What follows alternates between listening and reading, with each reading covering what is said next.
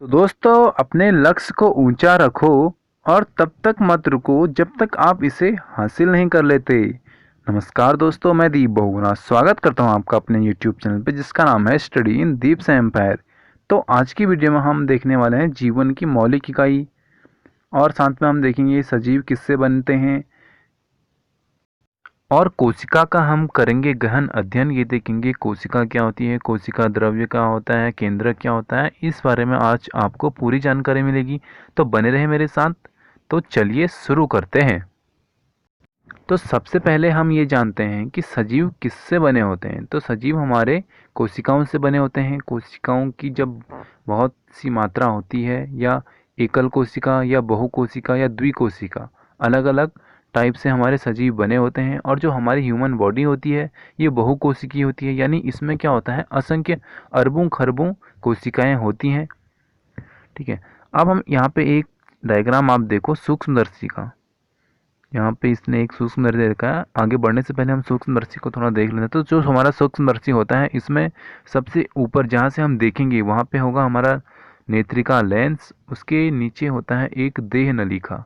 ठीक है। जो देह नलिका होती है वो एक हिसाब से हमको उस नली से जो हमारा नीचे जो चीज़ रखी होगी उसको जूम करने का काम करता है। और वहाँ पे एक होता है प्रारंभिक समायोजन। ये क्या करता है, जो हमको चीज़ को बड़ी या छोटी करनी है उस चीज़ का ये काम करता है। ठीक है। और ये जो यहाँ पे आपको ये घुमा हुआ सा दिख रहा है ये है यहाँ पे इसकी भुजा। और जो यहाँ पे इसमें लेंस लगेगा वो लगेगा यहाँ पे अभिदृश्यक लेंस। ठीक है। इसलिए आप ये याद रखें इसमें लेंस कौन सा लगेगा, अभिदृश्यक लेंस लगेगा। और यहाँ पे एक घ्रुमणी पेच भी होता है। और जो मंच है, यानी यहाँ पे आप देखो मंच जो है इसमें हम रखेंगे वस्तु को। जिस वस्तु को हमको बड़ा करके देखना हो उसको हम रखेंगे यहाँ पे मंच में। वहाँ फिर ऊपर से नेत्रिका लेंस द्वारा वो देखा जाएगा। तो ये था हमारा सूक्ष्मदर्शी का एक चित्र। अब हम देखते हैं कि कोशिका क्या होती है, क्योंकि मेनली इस टॉपिक में यही है कि कोशिका के बारे में ही इसमें पूरा दे रखा है। तो हम सीधे यही देख लेते हैं कोशिका क्या होती है और इसके जो पार्ट्स होते हैं ये भी हम साथ ही में देख लेंगे। यहाँ पे आप देखो मानव शरीर की विभिन्न कोशिकाएं। तो मानव शरीर में यहाँ पे रुधिर कोशिकाएं होती हैं, तंत्रिका कोशिका होती है, वसा कोशिका होती है, शुक्राणु होते हैं और क्या होती है, अस्थि कोशिका होती है, तथा हमारे पास जो हमारी पेशियों में होती है चिकनी पेशी कोशिका भी होती है। ठीक है। तो इतनी टाइप की कोशिकाएं तो आपने यही देख ली हैं। लेकिन ये भी क्या होता है कि एक कोशिका नहीं होती है, बहुत सारी कोशिकाएं मिलके तब हमारी एक बड़ी कोशिका बनाती हैं। तो अब हम ये देखते हैं कि कोशिका किससे बनी होती है। ठीक है। कोशिका जो संरचनात्मक संगठन है ये क्या है, अब हम देखते हैं। तो हमने देखा है कि कोशिका में विशिष्ट घटक होते हैं जिन्हें हम क्या कहते हैं, कोशिकांग कहते हैं। यदि हम कोशिका का अध्ययन सूक्ष्मदर्शी से करें तो हमें लगभग प्रत्येक कोशिका के 3 गुण दिखाई देते हैं। जो सबसे पहला गुण होता है वो होता है प्लाज्मा झिल्ली। तो प्लाज्मा झिल्ली क्या होती है ये भी हम देखेंगे। और जो दूसरा गुण होता है वो होता है केंद्रक। तीसरा जो इसका गुण होता है वो होता है कोशिका द्रव्य। ठीक है। तो कोशिका के अंदर होने वाले समस्त क्रियाकलाप तथा उसकी बाह्य पर्यावरण की पारस्परिक जो क्रियाएं होती हैं इन्हीं गुणों के कारण संभव होती हैं। अब सबसे पहले हम देखते हैं कि जो प्लाज्मा होती है, प्लाज्मा झिल्ली अथवा कोशिका झिल्ली। प्लाज्मा झिल्ली और कोशिका झिल्ली एक ही नाम है, इसलिए आप इसमें कंफ्यूज ना हो। यह कोशिका की सबसे बाहरी परत है जो कोशिका है। अभी मैं आपको डायग्राम में दिखाऊंगा। तो जो बाहरी इसकी जो परत है उसको हम क्या बोलते हैं, प्लाज्मा झिल्ली बोलते हैं, जो कोशिका के घटकों को बाहरी पर्यावरण से क्या करती है, अलग करती है। यानी जो हमारी कोशिका है उसको ये क्या करेगी, बाहरी जो घटक होंगे उनसे अलग करेगी। प्लाज्मा झिल्ली कुछ पदार्थों को अंदर अथवा बाहर आने जाने देती है। तो जो ये झिल्ली होती है क्या करती है, कुछ पर्टिकुलर्स हमारे ऐसे एलिमेंट्स होंगे जिनको ये अंदर या बाहर जाने देगी। यह अन्य पदार्थों की गति को भी रोकती है तथा ये क्या करती है, जो अन्य पदार्थ होते हैं उनकी गति को भी रोकती है। कोशिका झिल्ली को इसलिए वर्णात्मक पारगम्य झिल्ली भी कहते हैं। तो इसको क्या कहते हैं, वर्णात्मक पारगम्य झिल्ली भी कह रहे हैं। ठीक है। कुछ पदार्थ जैसे कार्बन डाइऑक्साइड यानी CO2 अथवा ऑक्सीजन कोशिका झिल्ली के आर पार क्या करते हैं, विसरण प्रक्रिया द्वारा आ जा सकते हैं। यानी ये क्या हो सकते हैं, कोशिका झिल्ली से एक साइड से दूसरी साइड आ जा सकते हैं। हम पिछले अध्याय में तो ये अध्ययन कर चुके हैं कि विसरण प्रक्रिया के विषय में हम पढ़ चुके हैं। हमने क्या देखा था कि जो पदार्थ होते हैं उनकी गति क्या होती है, उच्च सांद्रता से निम्न सांद्रता की ओर होती है। यानी उच्च सांद्रता कोई चीज़ है तो उच्च सांद्रता से वो निम्न सांद्रता की ओर आएगी, यानी कोई चीज़ जब गर्म है तो वो क्या होगी, धीरे धीरे ठंडी होगी।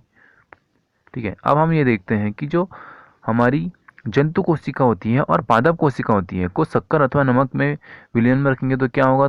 तो यहाँ पे अगर इसको शक्कर और नमक के विलयन में रखेंगे तो हमारे को क्या मिलेंगी, 3 घटनाएं होती हैं। तो इन 3 घटनाओं को हम थोड़ा थोड़ा पढ़ लेते हैं। तो जहाँ पे यहाँ पे पहली घटना होगी वो होगी यदि कोशिका को तनु विलयन वाले माध्यम अर्थात जल में शक्कर अथवा नमक की मात्रा कम और जल की मात्रा क्या करते हैं, ज़्यादा रखते हैं। यानी यहाँ पे हम क्या कर रहे हैं, शक्कर या नमक को कम रख रहे हैं और जल को क्या कर दे रहे हैं, अधिक रख दे रहे हैं। तो क्या होगा, हमारा जल परस्पर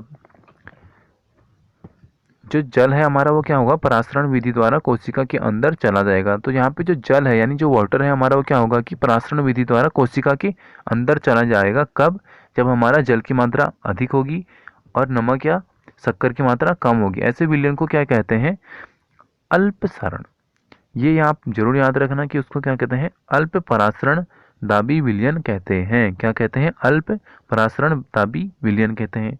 तो अल्प परासरण दाबी विलयन कब होगा, जब हमारी जल की मात्रा अधिक होगी और शक्कर या नमक की मात्रा क्या होगी, कम होगी।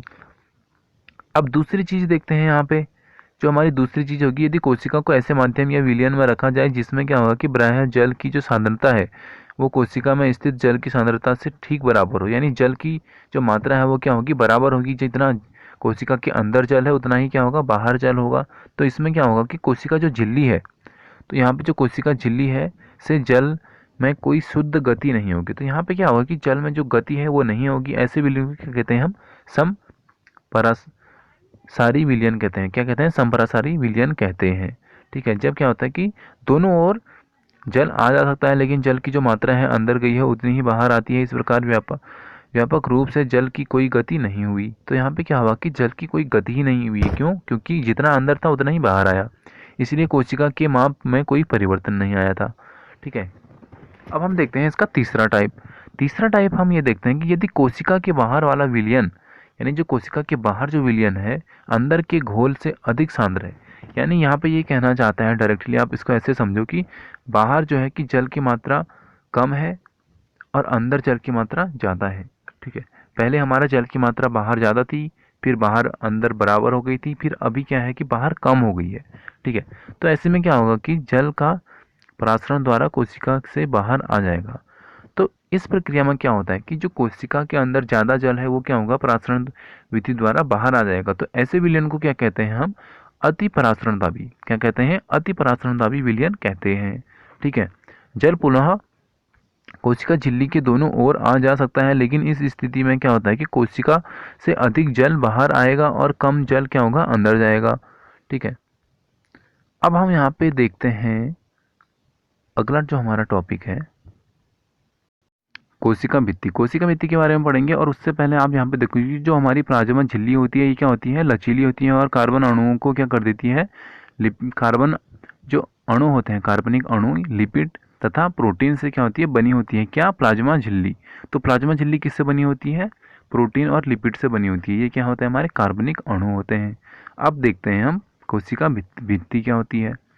तो पादपों में क्या होता है कि पादप कोशिकाओं में प्लाज्मा झिल्ली के अतिरिक्त कोशिका भित्ति भी होती है। पादप कोशिका भित्ति मुख्यतः क्या होती है कि सेल्यूलोज की बनी होती है। सेल्यूलोज क्या होता है, एक जटिल पदार्थ होता है। यह क्या होता है कि पौधों की जो संरचनात्मक दृढ़ता प्रदान करता है। अब अगर यहाँ पे आप ये चीज़ पहले समझो कि अगर मैं पादप बोल रहा हूँ तो यहाँ पे पेड़ पौधों की बात हो रही है और जंतुओं में मनुष्यों और जो अन्य जानवर होते हैं या अन्य जीव होते हैं उनकी बात हो रही है। ठीक है, तो पादप और जंतु में आप इस प्रकार कंफ्यूज ना होए। जब किसी पादप कोशिका में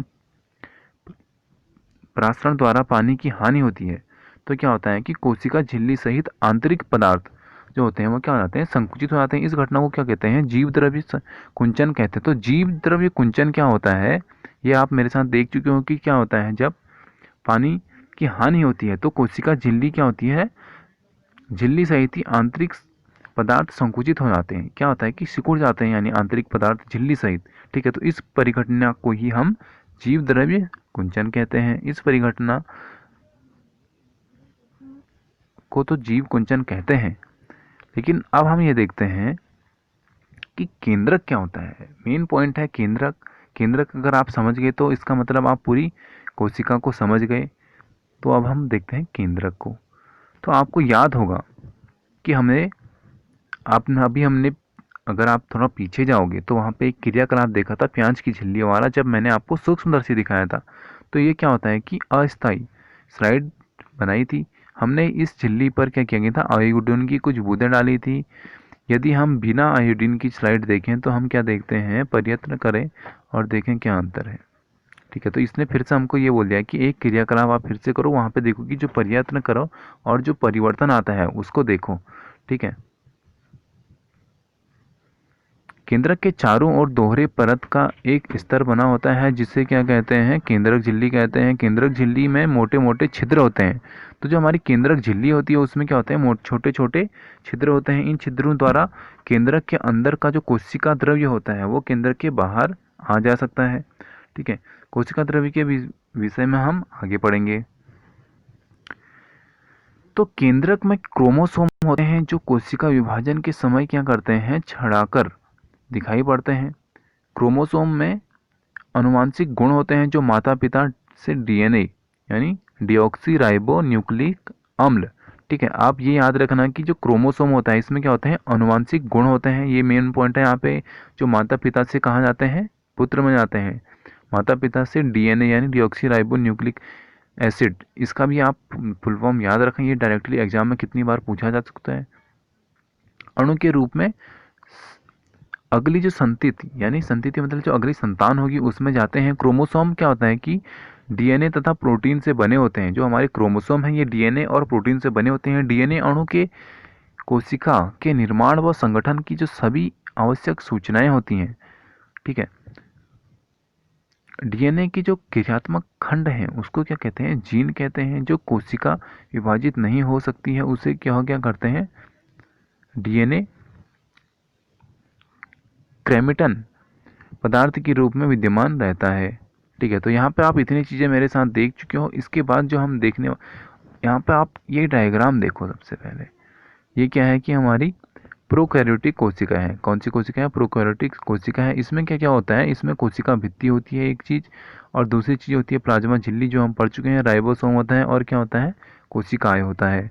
ठीक है, तो यहाँ पे करते हैं वीडियो को समाप्त। अब कोशिका द्रव्य के बारे में और जो कोशिका अंगक होते हैं इसके बारे में, और जो मेन कोशिका जंतु कोशिका है इसके बारे में हम अगले पार्ट में पढ़ेंगे। तो यहाँ तक वीडियो देखने के लिए आपका धन्यवाद।